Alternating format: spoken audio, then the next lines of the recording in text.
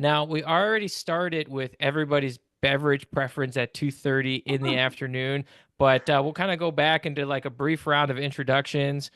Usually I say this is to get everybody to open up and start talking. We're already talking about, teas and coffees and pops and well, everybody knows soda pop. We're all aligned there. Okay, yeah, sort of. All right. But let's just do a quick round of intros and then we're going to dive right into the questions. Per usual, if you're listening, you have a question, type it in right away. We want this to be very actionable for you. Let's round out last panel of the day. Let's end with a lot of energy. But first, let's just go through a round of intros. Stacey, do you want to kick us off? Sure. Hello, everyone. Stacey Feldman, Full Send Finance. I'm the COO, and we typically service early stage companies 1 to 20 million in revenue across CPG, SaaS, and professional services. We've been around for about 3 years, and we have a team of about 15 today. Nice. Justine? Hi, I'm Justine Lackey. I founded one of the first virtual bookkeeping companies in all of America. I found a flyer today from 2002. So I had that company for many, many years. I exited in 2023. Now I teach other accounting and bookkeeping firm owners how to grow and scale their practices. Very cool. Chase? I'm Chase Vowell, CEO of Flux Accounting. We are pretty hyper niche focused on grocery stores, and in our near future, hoping to expand into a couple of other niches. But we really subscribe to the niche mindset, and yeah, we've been around since 2018 and have 13 employees now. Very cool. Very cool niche. Samantha? Yeah, I'm Samantha Mansfield, a senior consultant with Convergence Coaching. And really, I would say for almost the last 15 years, I have been working directly with firms that are implementing CAS, trying to grow CAS, trying to build their tech stack with CAS. And so it's one of the passion areas I have because I believe so strongly that it allows this practice area to use your knowledge or skill set and make such a difference with businesses. So it's been a real commitment of helping the profession continue to grow this. Amazing, amazing. And I'm gonna say something. This is the first time I'm saying this for the panel. So we've had a lot of cast questions today, and we've tried to answer them all. And we are gonna focus on capacity and operations and team management. But if there's anything we didn't talk about, and you're like, I have a burning question. I don't know if this panel can answer it or not. But you know what? I asked it. I got the answer. I didn't love the answer. I want more detail. Drop it in. So it could be related to this, but we're gonna try to pull in other things if we have time to, and depending on the question, we'll see how expansive we can be. I just want to make sure if you're here hour 4, you get all the value you possibly can. So I have some already teed up. But if we missed anything, type it into the Q&A. Now's your time. This is it, the final 45 minutes. So with that, we'll kind of open up the first question. So for the panelists, we're going to do one question at a time. I have multiple questions on screen. We'll do one, and then we typically jump from there. So I can't help but start with staff capacity, staff capacity, staff capacity. So we're going to kick things off on how is staff capacity currently managed? Who does this? What does the spreadsheet look like? Where is it housed? All those things. We get a lot of questions on resource management and capacity management. I'm going to go ahead and stop sharing the screen here, and we're just going to kind of ping pong around the room. Chase, do you want to kick things off? How do you think about capacity as either new clients are coming in, clients are getting acquired, staff's turnover, new staff? I mean, how does this whole world look and operate for you? Yeah, so this is like one of the things that we wanted to dial in first as we were scaling. So we are onboarding about 5 new business clients a month. So we have a very big need to stay ahead of staff capacity planning.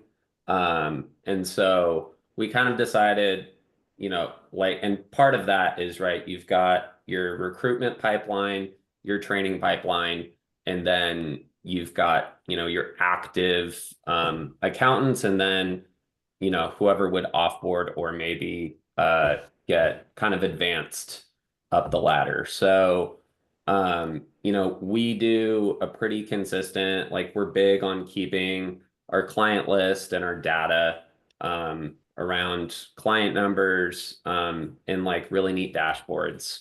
And so we're consistently touching base on that. And we have one person, our chief accounting officer, manages the entire like CAS department basically. We do taxes as well, so we kind of separate them. And yeah, so basically we're consistently having those conversations.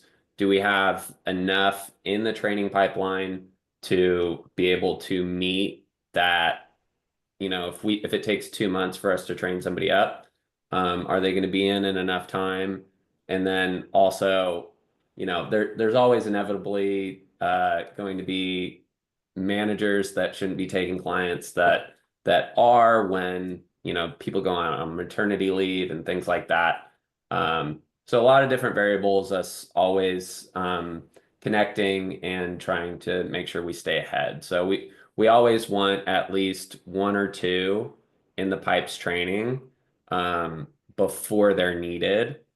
So we don't have to, essentially we don't have to equivocate on client outcomes because we didn't properly plan. When you mean in the pipe training, these are recent hires that are still onboarding in the firm, or just what does that mean for you? Yeah, so it takes us about 2 months since we have a pretty standardized client base, it takes us about 2 months to get somebody from, you know, barely know what debits and credits are to being able to service this client. So we put them through a pretty intense training process.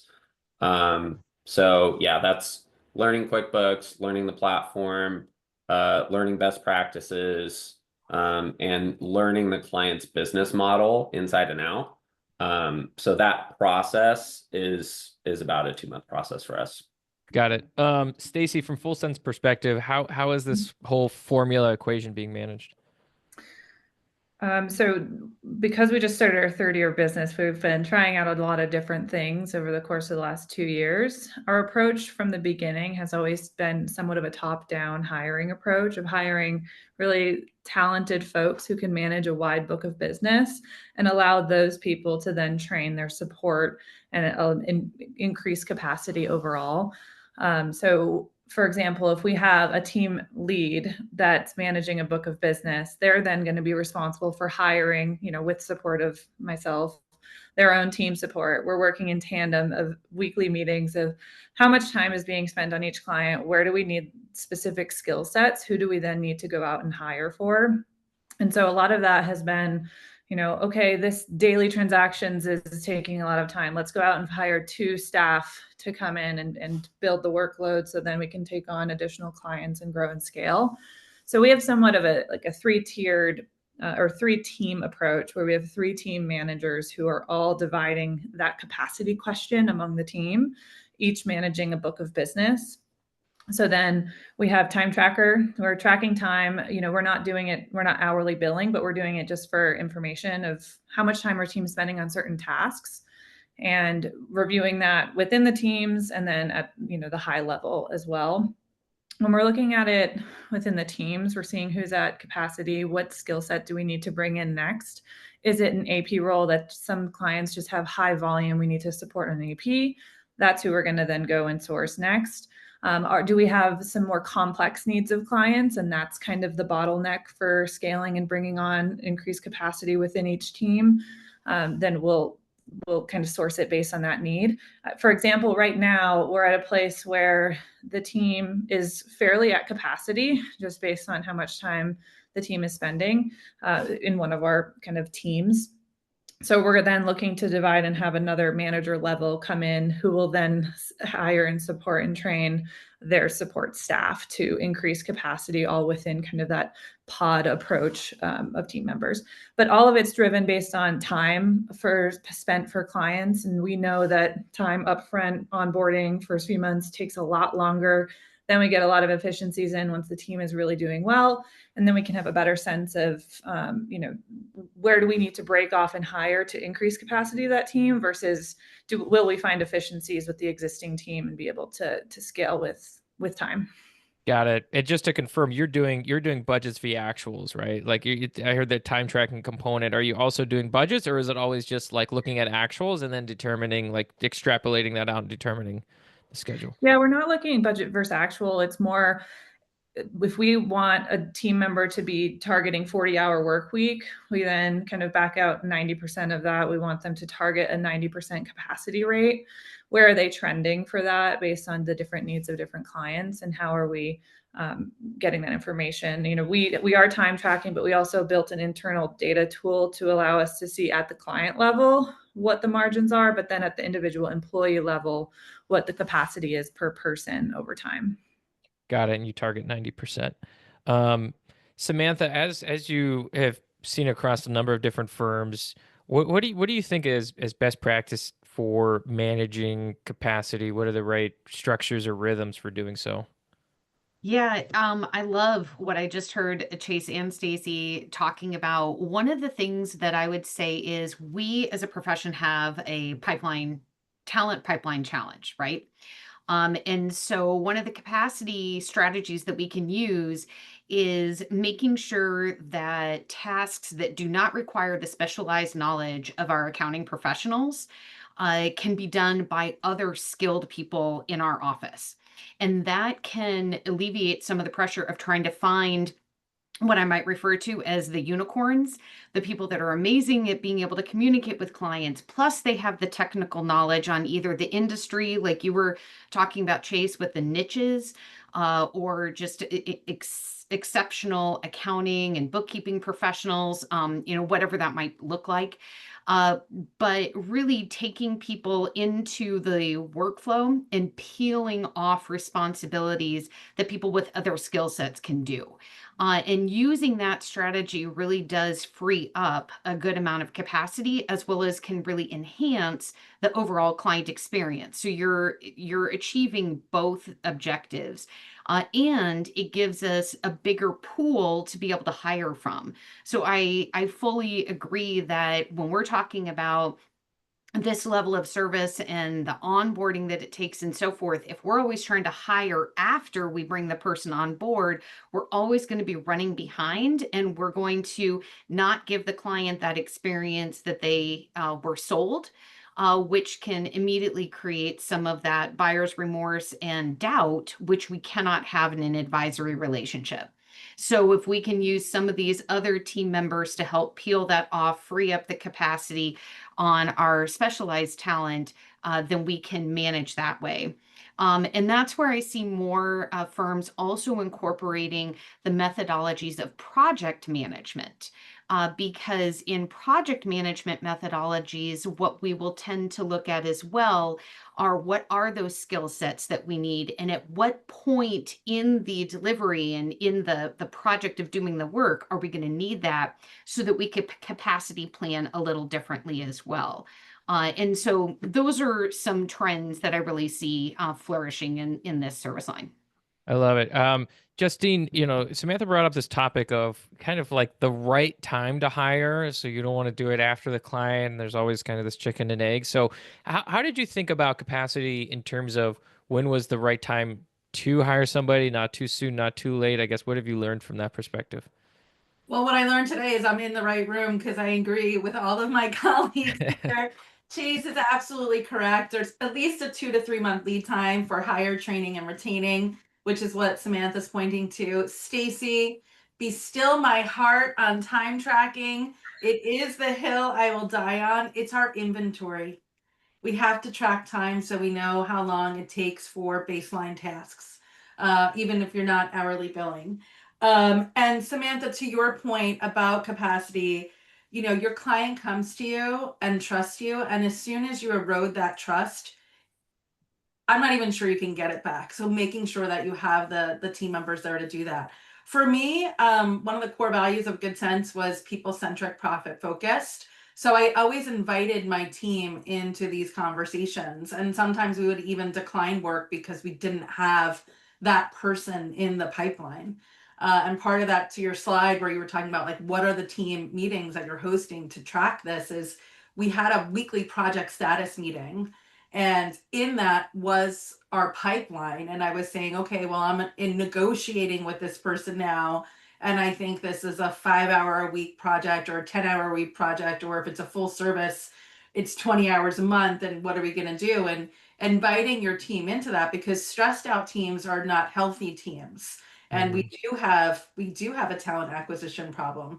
At the tail end of Good Sense, we did use an outsourcing company very successfully to assist with overflow as we started to pull in people. I think you have to be very discerning at this point because there are so many of them, but it was a very useful tool for us to help with cleanup projects and bridge that gap between not missing out on an excellent client, but still being able to deliver a 5-star customer experience. Yeah. So it sounds like one of the ways in which you navigated that, like you said, there's an influx of clients in a given month. You found that this kind of offshoring partner could help you just flex capacity and bridge the gap if and when it showed up, right? Correct. Okay, cool. Yes, Stacey, in terms of team management, Justine talked about this kind of project status meeting. Do you have something similar at Full Send, or how do you think about keeping everybody on the same page? What does that weekly pulse look like for the firm? Sure. Yeah. During month end close, we have 2 times a week touch base of reviewing the task status for the actual projects that need to get accomplished. That's more micro within the teams of the task-based approach. Is that like Monday, Friday, 2 times a week, or like what's that? Yeah, we're testing it out of how frequently. It used to be daily, 10 minutes, and that was too much. So now we're shifting it to Tuesday, Thursday, just quick check-in to see status updates on different projects. That helps with task management and just making sure the right conversations are being had, follow-up questions can be had. We have Slack all day. Every client has an individual internal client channel that we can just have conversations for different things that are going on. We have broader channels for all client communications, so things that might pertain to all clients. Zooming out, we have a monthly all hands meeting. Those are the meetings where we're talking high level. What's the growth of the firm? What type of new clients are we prospecting? Are we having what are the growth opportunities that we have ahead, hiring, all sorts of higher level items. And then within weekly touch base with direct reports. So my team direct reports are those team leaders. That's where we're talking about capacity. That's where we're talking about the priorities, the issues with their teams, things that are kind of more relevant to their book of business. And that's when we can communicate things like pipeline, whether the team can service the opportunities that we have. So those are the frequent cadences. And then as needed, we might have ad hoc meetings, just if there's specific things or a burning question that we have to work through for a potential client in the mix. Perfect. Makes sense. I got to hand it over to Samantha. I thought you had literally like a disco light kind of going in. I was like, oh, it's going to get fancy. And Samantha's, because I saw like different colors flashing, but you're saying a storm's going through. So it's just the power flickering. So Yes. hopefully, yeah. Yes, I'm definitely all about the experience, but I didn't quite go that dramatic with the lighting effects. I've done podcast episodes where I kid you not, like in the middle of it, somebody like hits a button and it's like purple colors flash. Those like really nice looking like podcast setups, and it's like they forgot to turn it on, and it's like bam, and it's like purples and blues and like fake plants, and I'm like, oh my gosh, where'd this come from? So, well, no, hopefully your power stays on. But what kind of management cadences do you like to see in high performing CAS team, CAS practice? Yeah. Oh gosh. There's a question after my own heart. So I'm going to keep this one to a minimum, and certainly if more questions. One of the key things that I would say is really important as a CAS team is growing is that delegation has to take place. Oh no. Well, she got the punchline out, right? I mean, I think we all need to remember delegation needs to take place.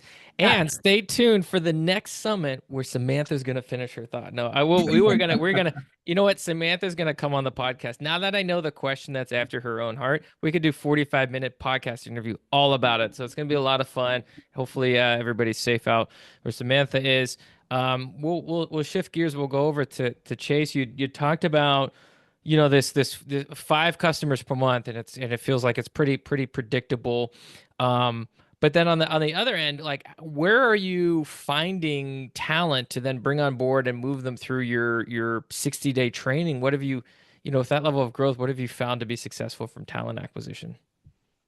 Yeah, so we've gone through a lot of different iterations of this, where, at first I liked internships and then bringing people on after college. And then I think during COVID, I feel like kind of the elephant in the room is that, employees kind of like held the power and had high demands, with little to provide as far as like their track record. And also the remote work environment shook things up a little bit. So we started really honing in on, we do a lot of it through Indeed. Our higher level people will, a lot of times we'll have to go with recruiters because you don't want to take a chance on stuff like that. But our entry level people, a lot of time it's just Indeed, or we're actually getting a decent amount of referrals from our existing staff right now.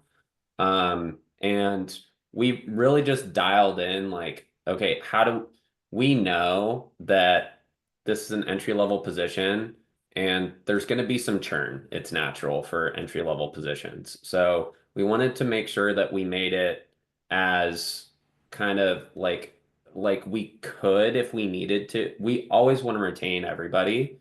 But if somebody can go get a crazy amount of money somewhere else that we can't provide them, we're never going to say like, no, you need to stay here. We're going to say, go chase your dreams. So we wanted to make it very easy to structure it from that initial Indeed post, the way that it's worded, the way that we interview, the number of interviews, who they talk to. We really wanted to make sure we structured it so that we get, just really high quality people in, get them in fast, get them trained fast. So really dialing in the messaging in the job post and the interview process. And one of the things that I think people mistake is they think that you're always interviewing the the person on the other end, but we think it's actually more important for us to paint the picture of what life is like here and to see if they light up and if it's really somewhere they want to be. So that's one of the big keys for us is like, they say it at college football programs all over the country, like we want volunteers, not hostages. So, really making sure that every part of that recruitment, interview, onboarding process is tailored towards people that really want to be here. And also we tell them like, hey, we want 2 years out of you to really make a dent here. And yeah, so it's all kind of based off of those principles. Great. Somebody asked a question. I think we go around the horn with this, and if it's not applicable to, I think it is for everyone, but you can sanity check me here. But Christina said, hope to hear more about staff development, team building in a remote or distributed environment, particularly across time zones. So Justine, welcome back, Samantha. You're back. I love this question because I had team members from New York to California. And to chase this point, I consider hiring to be as important as sales. So your onboarding process for your employees should be as awesome as your sales and onboarding process for your clients. Part of that onboarding process for our employees was having them fill out a getting to know you form. Very innocuous stuff. Favorite sports team, favorite TV show, favorite music, favorite book, favorite retail store. So when it came out to gifting, I could buy them Target or I could buy them, I don't know, like an Amazon gift card. And then when they came on board, I would write a letter to the entire team sharing what their favorite things were. So now maybe David is a Bulls fan and he could respond to that person and say, hey, welcome to the team. You're my people. I love the Bulls too. So this was very effective. And the expectation of the entire team was as soon as we onboard somebody, you respond to this email, even if you don't have something in common, to welcome them in. And then for our training, we actually had each member of the team specialize in a platform, and they were responsible for training the new employee so that they could build camaraderie and actually be standing at the digital water cooler together so they could be like, hey, what's this place really like?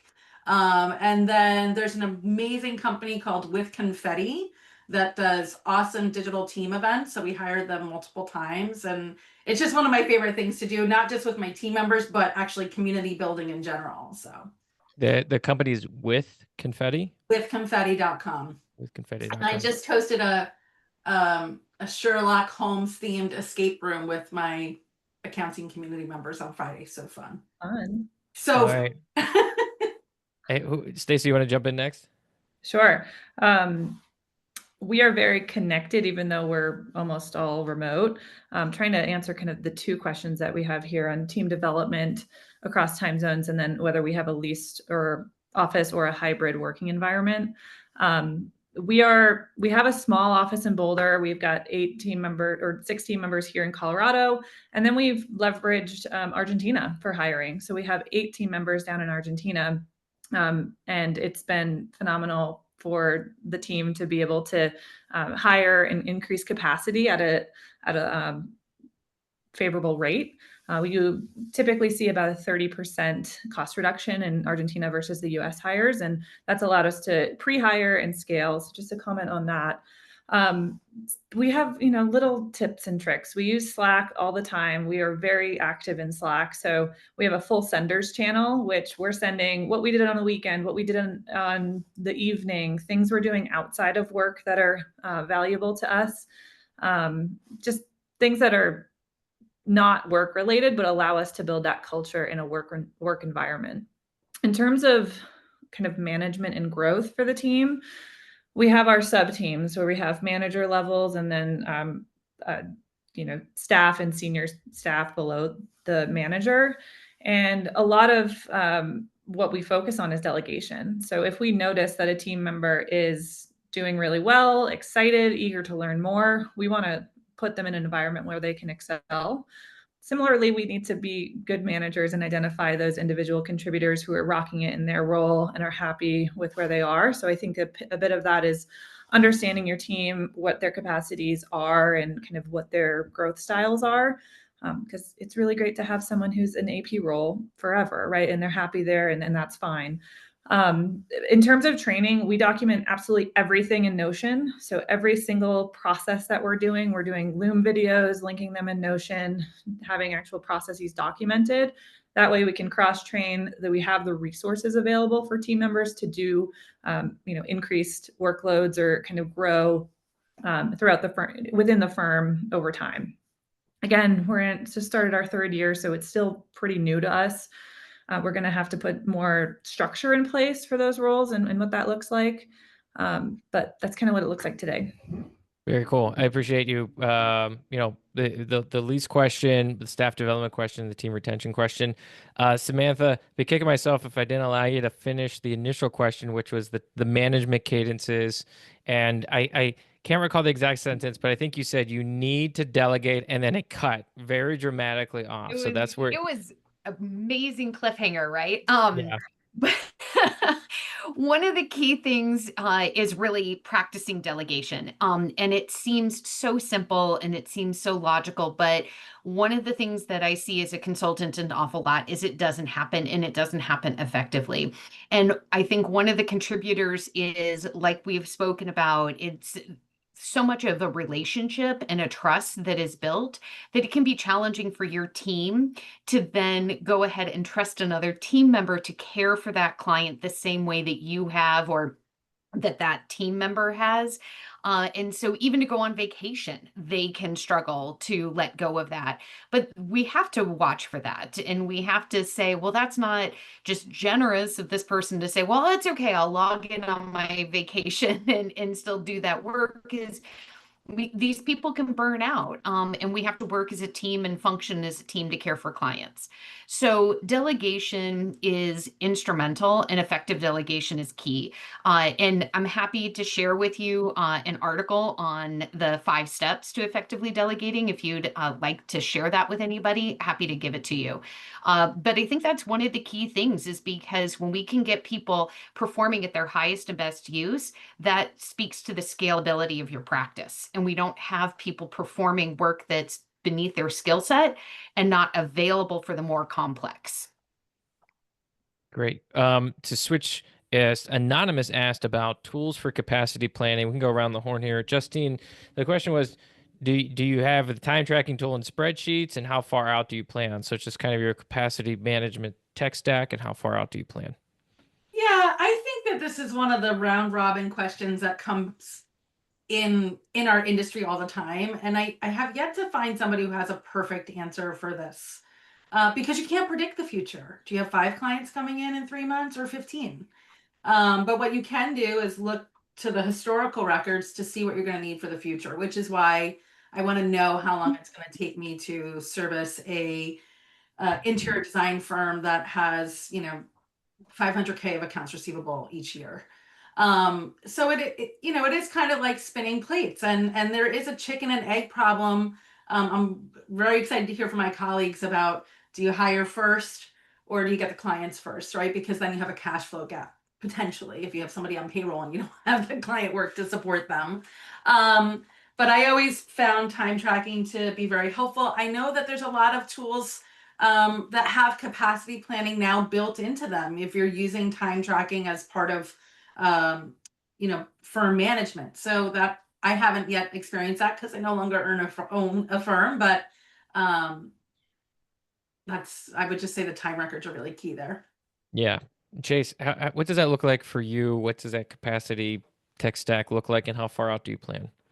Yeah, so to transition first from what Justine was just saying, like I think that's why it's important, the chicken or the egg concept. I think like the reason these things are important is if you have clarity around your sales pipeline, then that informs clarity around your hiring pipeline. So like I think a lot of people focus on capacity planning. We focus first on client onboarding and sales planning. So luckily, we typically get like 2 or 3 months of leeway before a client is fully onboarding, and in that time, they're with an onboarding specialist, and then what that allows us to do is to, kind of get ahead of it. And one thing that I will say is um, if you want to grow, then there's got to be some dead money in payroll. And I just think that that's something that like a lot of people try to like stay away from, where they're focused on their margins and not necessarily on top line, making sure that they're set for top line growth. And if you don't want to grow, that's great. Let's go after margin all day long. But we're big believers in, let's grow our top line to a certain point, certain market share, and then we'll go after margin a little bit more. So we have a lot of dead money that sits in training payroll. But what we use, so we use Monday.com for our project management. We don't use a practice management tool. So we fall under more of like the generalist business tools methodology, which I know people like Jason Stats aren't big fans of that, but so we use Monday.com, which really like we've got our sales pipeline scheduled out, and then on the back end of that, what I want to develop is inside Monday.com having the team capacity management in there. Right now, it's in a spreadsheet run by our chief accounting officer, because that's what she's comfortable with, and she manages the capacity.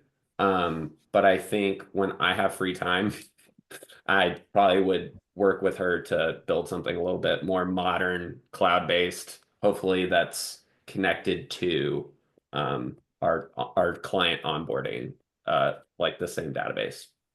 Great. And what I heard was in terms of how far out in the future to view, 3 months is good. Like you have like a from sale to onboarding, that's like 90 days, but your onboarding new staff takes 60 days. So you kind of have this system right now where you don't, it sounds like 3 months out is probably enough capacity visibility. Is that fair to say? Or how far out do you look at capacity? Well, in that time, we might add 20 clients, and that's a full person. That's So, true too. Yeah, maybe that's a good like, point. like, there's a person in training that's filling up their client list as that's happening. And so we've got, obviously these things get complex because we're probably unique because like our niche allows us to really dial that stuff in. And I know that's a luxury that like is fairly unique to us, and like sales pop in and out for other people differently than they do for us. So I think we do have a really great luxury that I may be like oversimplifying the concept because of that. But yeah, it's so predictable for us, and we can kind of like build out like model out exactly the cadence that we need to bring people on for. And then maternity leaves constantly ruin our capacity planning. But it's part of the fun. So adding new flex accounting babies to the to the dashboard all the time. Well, and I also think that speaks a little bit to the power of niching is where you can maybe have some of these benefits. Stacey, what does it look like at full send? What's the stack you're using? Spreadsheet, non-spreadsheet, mixture of both, and how far out are you looking? Sure. Yeah. So we've got two services that we offer. We have our accounting and finance side of the business, and then we also offer data and analytics. So with our data team, we've been able to build an internal data warehouse that allows us to connect all of these systems and have these dashboards. It's kind of one of the first things we wanted to do last year, is to be able to have these metrics available to us to then enable our scalability and make sure we're looking at the right things at the right time. So with capacity planning, I mean, we're looking at our annual goals, in November for the next year. And in that time, we're breaking down how many clients do we want to onboard, or typically it's more on a revenue basis. If we're trying to hit a certain revenue, breaking that down on average monthly recurring per client, which then allows us to break down how many clients per month, per quarter are we trying to onboard. So we're looking typically about a year out of what are our goals. And, a lot of that doesn't fluctuate very much. We have our target, what we think is possible.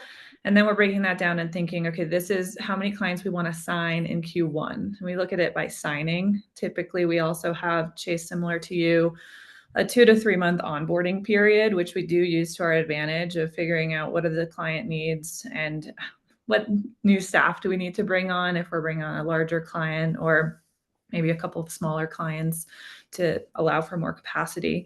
But the biggest learning lesson we've had in our growth is not, I don't want to say niching, but I want to say focus on what do we offer and what do we offer really well to our clients versus offering everything to everyone.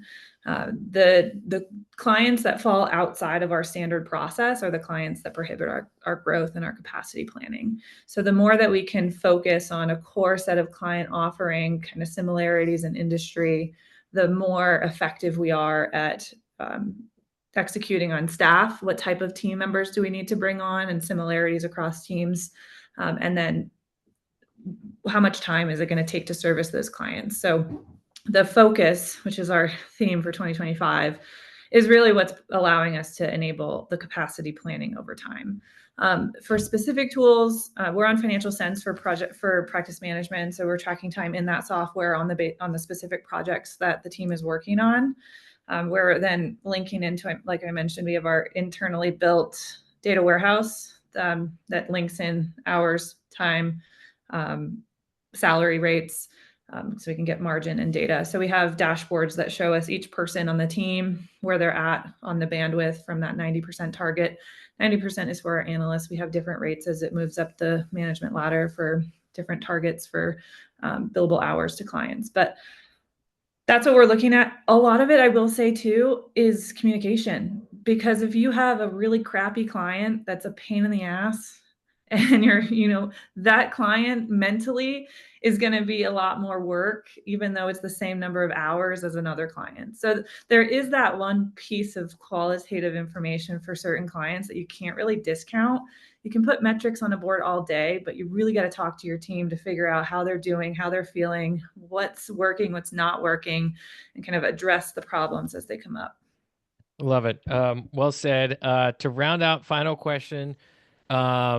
We'll stay on metrics. We'll talk about KPIs, even outside of capacity. Samantha, what do you see are the key?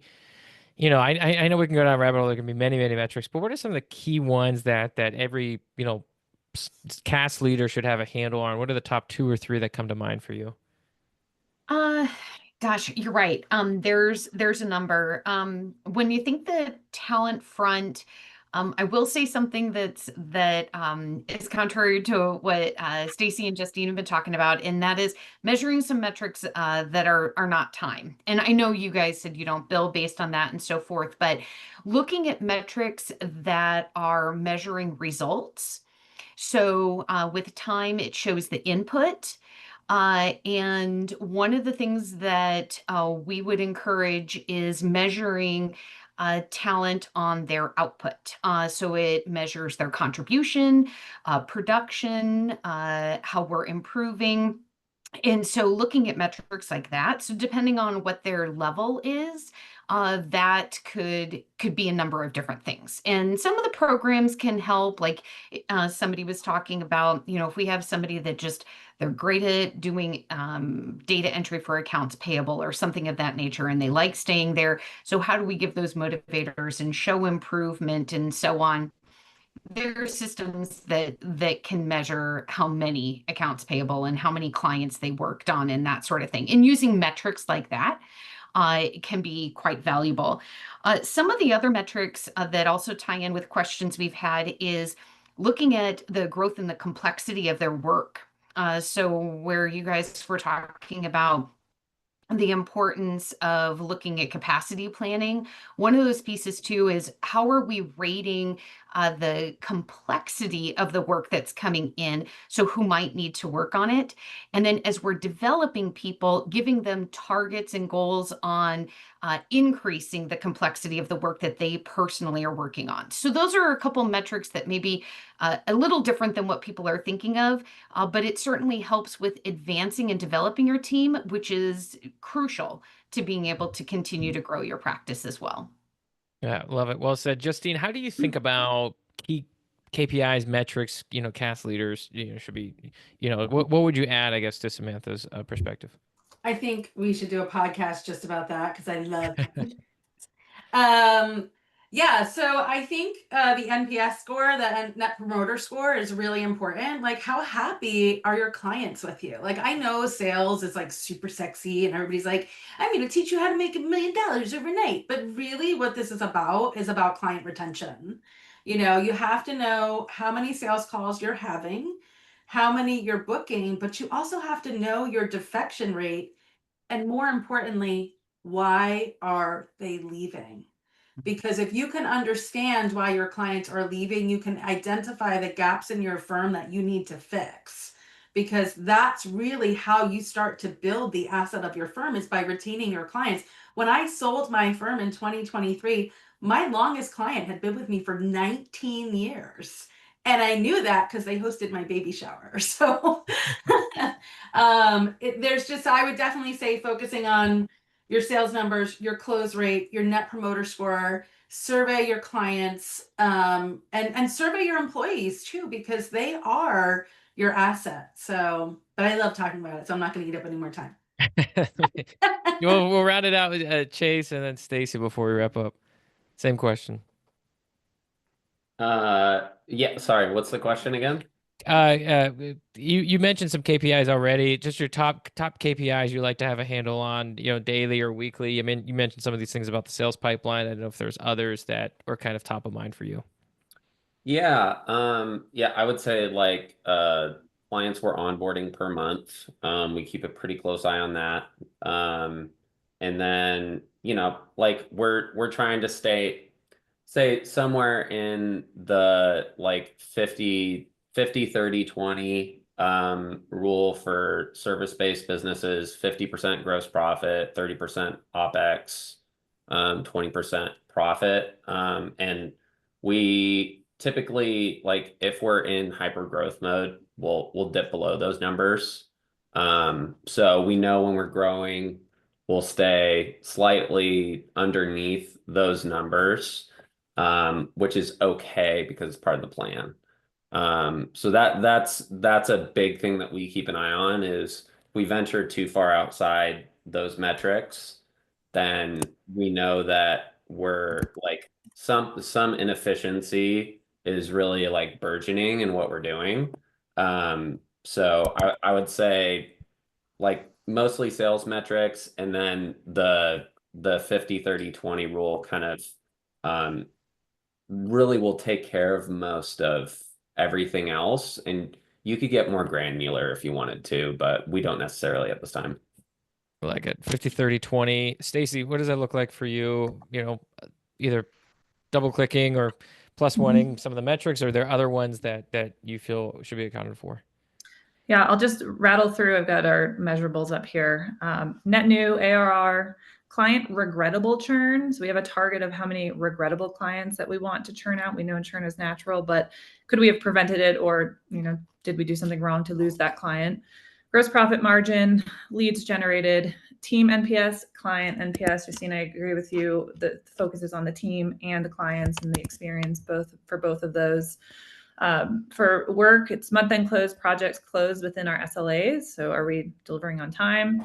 And then, based on team utilization, and are we within those rates for team growth? So those are just a few that we're looking at. Kind of depends, weekly, monthly, quarterly. Very cool. This has been amazing. I appreciate everybody's time. If our audience wants to connect with you, follow up, uh, reach out, what's the best way to connect with you all? We'll go Justine, Chase, Stacey, Samantha. Sure. LinkedIn. You can find me, Justine Lackey. There. Easy enough. Chase, how about you? Yeah, same here. LinkedIn is good. We got a podcast coming out probably in the next few weeks, but LinkedIn is where you'll find most of us. So Chase Vowell on LinkedIn. Great. Stacey, how about you? LinkedIn it is. Stacey Feldman, CPA. That's the one. Sounds good. Samantha, no pressure. I'll make it easy. LinkedIn, Samantha Mansfield, Convergence Coaching. Amazing. Yeah, on the last panel, it went the same domino effect with LinkedIn. Anyways, well, hey, this is the last one. Let's get the top takeaways. I always like to end panels with top takeaways. Why? This is the last time I'll talk about this, is because you get to lock it in. We just invested 45 minutes together. What is the thing that you want to carry forward? You want to remember from this panel specifically? Lock it in, type it in the Q&A. It just helps you kind of digest some of the great takeaways we've heard so far. And then also, when you type it out, sometimes you just word it in a way that really resonates with the community. We're going to read through the top takeaways, and you don't know what can spark somebody else to start thinking about their firm in a different way. So go ahead. Final takeaways for today. Y'all made it so far. I think a lot of us have been hanging on the same call since, I don't know, 2 p.m. yesterday or whatever it may be, 11 a.m. this morning. So really excited. Top takeaways, jot it in. And if you really love something from today's session, mention us on, LinkedIn. Everybody's on LinkedIn, apparently. Mention us on LinkedIn if you want to give a shout out for us. So go ahead and type it in to the Q&A. I want to run through this right now. We had a huge surge in participation. We were talking about afternoon beverages. So I'm hoping for at least 5 or 6. I know we're all tired, so get your iced tea, your Mountain Dews, your waters, your sparkling tea. You're about to go out for your walk in your afternoon. I could feel it. Everybody's going for that 15 minutes. Before we do, what are the takeaways? All right. So, oh man, Carol, be sure to reach out to Stacey. I think you had a good follow for Stacey on how to look at utilization rates for your employees. So be sure to connect with Stacey on LinkedIn. Anonymous said free up specialized staff. Christina said, I love the non-hour based metrics such as measuring outputs, contributions, productions, and improvement. Hopes hope this merits a deep dive podcast. Yeah, we have a lot of podcasts coming up, so I'm going to reach out to folks who do a deep dive. Some of these podcasts, that's exciting. All right. Well, keep typing them in. And then just a little shout out in the wonderful world of capacity. So guess what? We love capacity. We're researching capacity all the time. I'm personally researching capacity. I think there's a huge amount of opportunity to build something that's a little bit less painful than what you might be using. So if you're capacity curious or you're using a spreadsheet or you have a tool and you're like, I like the tool, but man, I love capacity. I love this world, trying to figure out how to move. I always think of this as like the old telephone operators and moving around dials and plugging them in.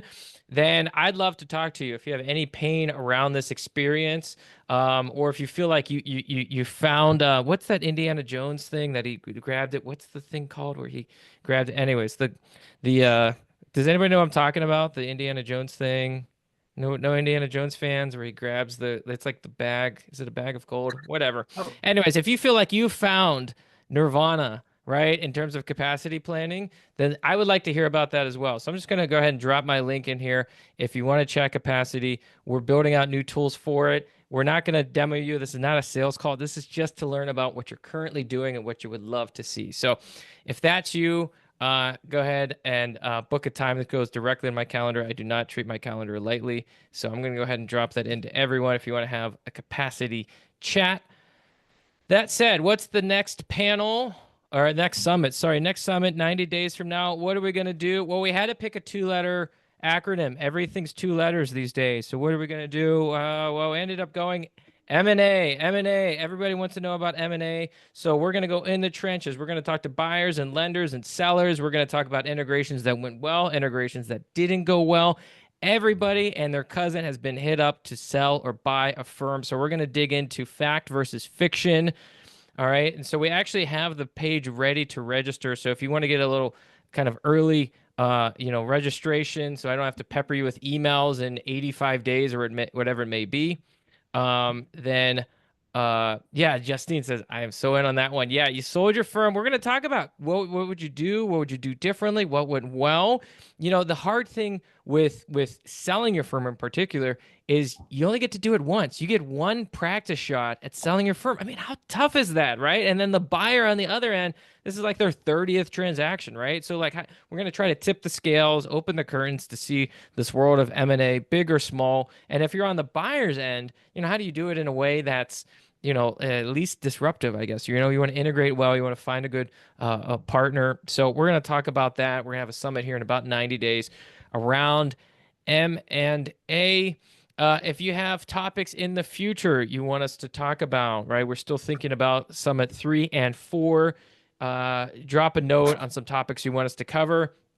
To the panelists that joined me just now, Stacey, Chase, Justine, Samantha, where did Samantha go? No, she's back. I see you, Samantha. You're still here. Well, you have me worried about the power outage. That's why I know you're ready for that walk. But I appreciate you all. I appreciate everybody attending today.